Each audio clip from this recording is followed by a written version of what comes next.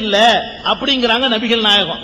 இத 1400 வருஷத்துக்கு முன்னாடி உலகத்துல கனவு கூட ஒருத்தர் காண முடியாது, கனவுல கூட இப்படி காண முடியாது. இதை நடைமுறைப்படுத்தி காட்டினார் நபிகள் நாயகம். அந்த அம்மா என்ன பண்ணிச்சு தெரியுமா? அல்லாஹ்வுடைய தூதரே, நான் அவருடைய வாழ்க்கை நடத்துறேன், பெண்களுக்கு என்ன உரிமை இருக்குன்னு தெரியும், அதுதான் கேட்டேன், நான் போறேன்னு போயிடுச்சு. அது ஒத்துக்கல அந்த விவாகரத்தை. அது என்ன பண்ணுது? நான் அவரோட வாழ்க்கை நடத்துறேன், பெண்களுக்கும் தங்கள் வாழ்க்கையை தேர்ந்தெடுப்பதில் உரிமை இருக்குங்கிறது தெரியணும். நபிகள் நாயகம் சொன்னாங்க, எந்த ஒரு பெண்ணையாவது விதவையானாலும் கன்னி பெண்ணாக இருந்தாலும் சம்மதம் கேட்க வேண்டும் அப்படிங்கிறாங்க. கன்னி பெண்ணாக இருந்தாலும் அவருடைய சம்மதம் பெறணும், அது மாதிரி விதவையாக இருந்தாலும் சம்மதம் பெறணும் அப்படிங்கிறாங்க. அந்த காலத்துல சம்மதம்ங்கிறத வாயினால பெண்கள் சொல்றது கற்பனை பண்ண முடியாது. இந்த காலத்துல எஸ்ன்றுவாங்க. அந்த காலத்து பெண்கள் சொல்லுவாங்களா? சொல்ல மாட்டாங்க. ஒரு 50 வருஷத்துக்கு சொல்லுவாங்களா? உங்களுடைய அம்மாமார்கள் சொல்லியிருப்பாங்களா? சொல்ல மாட்டாங்க. என்ன வெக்கப்படுவாங்க. வேணாண்டு வேண்டாம் வெக்கத்தை விட்டு சொல்லலாம், பிடிச்சிருக்குன்னு சொல்ல முடியாது. இப்ப சொல்லிடுறாங்க, அது ஒரு விஷயம். அப்ப நபிகள் நாயகத்துல கேட்கிறாங்க, சம்மதம்ங்கிறது சொல்றது வெக்கப்படுவாங்களே, நீங்க சம்மதம் கேட்க சொல்றீங்க, சம்மதம் கேட்கறது வெக்கப்படுவாங்களே. அப்ப நபிகள் நாயகம் சொல்றாங்க, மௌன சம்மதத்துக்கு அறிகுறி, சம்மதம் இல்லைன்னா வாயினால சொல்லட்டும், சம்மதம்னா சும்மா இருக்கட்டும் அப்படின்னு சொல்லி அதுக்கு ஒரு வழிமுறை சொல்லி தர்றாங்க நபிகள் நாயகம். எதுக்கு இதை சொல்ல வர்றோம்? திருமணத்திற்கு யாரை தேர்ந்தெடுக்கிறது என்ற உரிமையை கூட வழங்கின ஒரு மார்க்கம் இருக்குன்னு சொன்னா இஸ்லாமிய மார்க்கம். மத ரீதியா வழங்கியிருக்க மதங்கள் வழங்கினது உங்களுக்கு கற்ப சீர்திருத்தவாதிகள் தேவைப்படுறாங்க. ஒரு மார்க்கம் இந்த உரிமையை பெண்களுக்கு சொத்துரிமை வழங்கி இருக்குது, வாழ்க்கை துணைவரை தேர்ந்தெடுக்கிற உரிமை வழங்கி இருக்குது. தேர்ந்தெடுத்த வாழ்க்கையை ரத்து செய்யற உரிமை இன்னைக்கு உண்டா? இன்னைக்கு இல்ல, இன்றைக்கு கூட கிடையாது. உலக நாடுகள்ல பூரா இஸ்லாத்துல உண்டு, ஆணுக்கும் உண்டு பெண்ணுக்கும் உண்டு. என்ன உண்டு? பிடிக்கலன்னு ரத்து பண்ற உரிமை, விவாகத்தை ரத்து செய்யற உரிமை இருக்குது. அதை பெண்களுக்கு நன்மை பயக்கக்கூடிய ஒரு திட்டத்தை பெண்ணுக்கு எதிரானதுன்னு ஒரு பிரச்சாரம் பண்றாங்க. அது ஒரு விஷயம். உண்மையில விவாகரத்து என்பது பெண்களுக்கு பெரும் பாதுகாப்பான ஒரு சட்டம். புருஷனுக்கு பெண்ணை பிடிக்கலன்னா என்ன செய்யணும்? நம்ம நாட்டில எல்லாம் நீதிமன்றத்துக்கு போகணும், போய் அதுக்குரிய காரணத்தை சொல்லணும். காரணம் எந்த காரணம் சொல்லணும்? எந்த காரணம் சொன்னா விவாகரத்து தருவான்னு அந்த காரணத்தை சொல்லணும். அவன் நல்ல ஒழுக்கமா வாழக்கூடியவளா இருப்பா, இவ கெட்டு போயிட்டான்னு சொல்லணும், அப்பதான் கோர்ட்டு ஒத்துக்குருமா. இல்லாத பழிய தூக்கி போடணும். இப்படி பழிய தூக்கி போட்டு 5 வருஷம் காத்துக்கிட்டு இருந்து விவாகரத்து வாங்கணும். ஒருத்தன் என்ன பண்றான்? இப்படி எல்லாம் கஷ்டப்பட்டு விவாகரத்து வாங்கணுமா? ஓடா, மண்ணெண்ணெய் ஊத்துடா, கொளுத்துடா. இன்னைக்கு ஸ்டவ் அடித்து சாவுதாக்கலாம். என்ன காரணம்? விவாகரத்தை நீங்கள் சிரமமாக்கி வைத்த காரணத்தினால்தான் உலகத்தை விட்டு அனுப்பிடுறான்.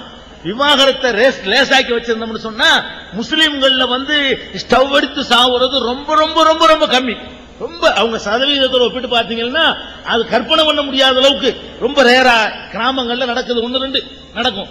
ஏன் அப்படி நடக்குதுன்னு கேட்டா, பிடிக்கல என்று சொன்னா ஆம்பளையும் ரத்து செஞ்சுக்கலாம், பொம்பளையும் ரத்து. ஆம்பளைக்கு மட்டும் கொடுக்கல, பொம்பளைக்கும் கொடுத்துருக்கு. புருஷ ஒரு பெண் வர்றாங்க நபிகள் நாயகத்திட்ட. நபிகள் நாயகத்திட்ட நபிகள் நாயகமே, என் கணவர் நல்லவர். இவ்வளவு அழகா சொல்றாங்கன்னு பாருங்க. என் கணவர் நல்லவர், அவருடைய ஒழுக்கத்தில் நான் குறை காணலை, ஆனால் அவரோடு நான் குடும்பம் நடத்தினால் நான் தவறி விடுவேனோ என்று பயப்படுகிறேன். விஷயம் வழங்குதா? அவர்கிட்ட ஒரு இல்லற வாழ்க்கையில திருப்திப்படுத்த முடியலங்கிறாங்க. இதை இப்படி சொல்றாங்க. அப்படிலாம் சொல்லக்கூடியவர நபிகள் இருந்திருக்கிறாங்க பாருங்க. இதையெல்லாம் உடற்கூறு ரீதியான விஷயங்களை எல்லாம் காது கொடுத்து கேட்டு, இந்த இடத்துல கேட்டால் பதில் கிடைக்கும் அந்த சமுதாயம் நம்பிடுச்சு பாருங்க. அப்படிப்பட்ட இடத்துல பெண்களை வச்சிருந்தாங்க.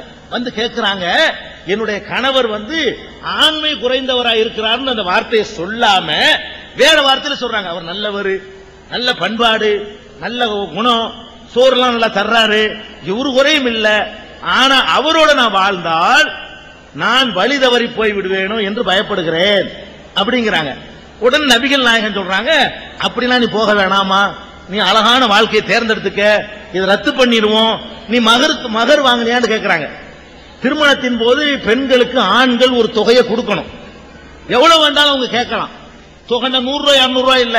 நபிகள் நாயகம் காலத்தில் அந்த பொம்பளை கேட்கிறாங்க பாருங்க, உனக்கு மகர் கொடுத்தாரா? கொடுத்தாரு. என்ன கொடுத்தாரு? பெரிய தோட்டமே கொடுத்தாரு. அப்பனா நீ தானே இந்த கோரிக்கை வைக்கிற, தோட்டத்தை திருப்பி கொடுத்துட்டு விவாகரத்தை ரத்து பண்ணிட்டு போ. நான் திருப்பி கொடுத்துறேன். ரத்து பண்ணிட்டு போயிடுச்சு அந்த அம்மா. உடனே ரத்து. ஒரு பெண்ணு விவாகரத்துக்கு அப்ளிகேஷன் போடுது, வாங்கின மகரை திருப்பி கொடுத்துரு.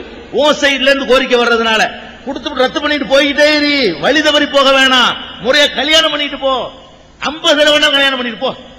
கல்யாணம் பண்ணி முறையா மேரேஜ் பண்ணிக்கிட்டு போகணுமே தவிர சட்டப்பூர்வமா சட்டவிரோதமா நீ வழி தர தேவையில்லை. கல்லானாலும் கணவன் கிடையாது, புல்லானாலும் புருஷன் கிடையாது. கட்டிட்டோமேங்கிறதுக்காக வேண்டி அவன் குடிகாரனா இருந்தாலும் குஷ்டரோகியா இருந்தாலும் ஆண்மை இல்லாதவனா இருந்தாலும் அவனோட குடும்ப நடத்துன்னு சொல்றக்கூடிய உலகத்துல 1400 இது கற்பனை பண்ணி பார்க்கணும். எந்த காலத்தில் சொல்லப்படுது? தெய்வம் தொழால் கொழுனன் தொழுதல்வாள் பெய்யன பெய்யும் மழை என்று சொல்லக்கூடிய அந்த காலகட்டத்தில் நபிகள் நாயகம் புரட்சி பண்றாரு. என்ன பண்றாரு? அப்படிலாம் தெய்வ புருஷன் தொலை தேவையில்லை போ. அவன் உனக்கு புருஷன் கல்யாணம் பண்றது இல்லற சுகத்துக்கு தான். அந்த இல்லற சுகத்தை அவனால் உனக்கு தர முடியலன்னா ரத்து பண்ணிட்டு போய்கிட்டே இரு. இதுக்கு மேல என்ன உரிமை வேணுங்கிறீங்க? அழகான இன்னும் நிறைய இருக்குது. ரொம்ப அற்புதமான உரிமைகளை இஸ்லாமிய மார்க்கம் பெண்களுக்கு வழங்கி இருக்குது. அது குற்றச்சாட்டுகளும் பதில்களும் ஒரு புக்கு போட்டிருக்கிறோம். முதல் வால்யூம் உங்களுக்கு தர சொல்றேன், உங்களுக்கு தருவாங்க. பெண்களுக்கு வழங்கின உரிமைகள் எல்லாம் இன்னும் கூடுதலாக கிடைக்கும். சார், நீங்க புக்க படிக்க சொன்னீங்க. அதாவது இப்ப சாதனையாளர்கள் அது இருக்காங்களா, அந்த வரிசை இருக்காங்களான்னு தான் நான் கேட்டேன். அதாவது நீங்க பெண் உரிமை கொடுத்திருக்கீங்க, இல்லைன்னு சொல்லல. அதே சாதனையாளர்கள் இப்ப இருக்காங்களா? அந்த உரிமை இருக்குமா? இப்ப இருக்கான்னு கேக்குறாங்க. இப்பவும் இருக்கு. யாருக்கு அந்த உரிமை? யாராவது நிர்பந்தப்படுத்தி கல்யாணம் பண்ணி கொடுத்தா என்கிட்ட வர சொல்லுங்க, நான் அதை மாத்தி தர்றேன். இஸ்லாமிய சட்டத்துக்குள்ள நின்று அவங்களுடைய சொத்துரிமை கிடைக்கலாம் என்கிட்ட சொல்ல சொல்லுங்க, நாங்க வாங்கி கொடுக்கிறோம். அந்த உரிமை இன்னைக்கு இருக்குது. அதாவது உரிமைங்கிறதுல இந்த உடைகள்ல சில கட்டுப்பாடு இஸ்லாம் போடுது. இந்த உடைகள்ல போடக்கூடிய கட்டுப்பாடுகள் உரிமையை பறிக்கிறதாக நீங்க நினைக்கிறீங்க. அது அது ஒரு கேள்வி யாராவது கிளப்பினாங்கன்னா அதுக்கு விளக்கம் சொல்றேன். ஏற்கனவே சொல்லப்பட்டு இருக்குது. அது ஒரு கேள்வியை வேற ஆள் கிளப்பினா சொல்லி